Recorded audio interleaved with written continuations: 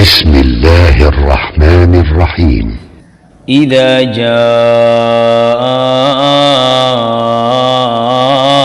المنافقون قالوا نشهد إنك لرسول الله والله يعلم إنك لرسوله والله يشهد إن المنافقين لكاذبون اتخذوا أيمانهم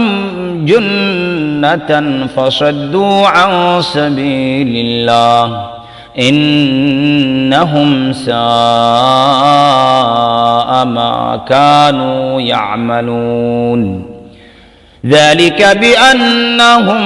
آمنوا ثم كفروا فطبع على قلوبهم فهم لا يفقهون وإذا رأيتهم تعجبك أجسامهم وإن يقولوا تسمع لقولهم كأنهم خشب مسندة يحسبون كل صيحة عليهم هم العدو فاحذرهم قاتلهم الله أنى يؤفكون وإذا قيل لهم تعالوا يستغفر لكم رسول الله لووا رؤوسهم ورأيتهم يصدون وهم مستكبرون سواء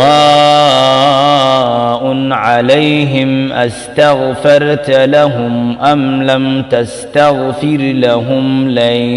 يغفر الله لهم إن الله لا يهدي القوم الفاسقين هم الذين يقولون لا تنفقوا على من عند رسول الله حتى ينفضوا ولله خزائن السماوات والأرض ولكن المنافقين لا يفقهون يقولون لئن رجعنا إلى المدينة ليخرجن الأعز منها الأذل ولله العزة ولرسوله وللمؤمنين ولكن المنافقين لا يعلمون يا أيها الذين آمنوا لا تلهكم أموالكم ولا أولادكم عن ذكر الله ومن يفعل ذلك فأولئك هم الخاسرون وأنفقوا مما رزقناكم من قبل أن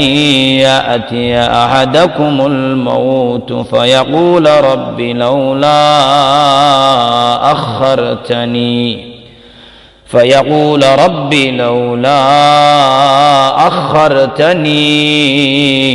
إلى أجل قريب فأصدق وأكن من الصالحين ولن يؤخر الله نفسا إذا جاء أجلها والله خبير بما تعملون.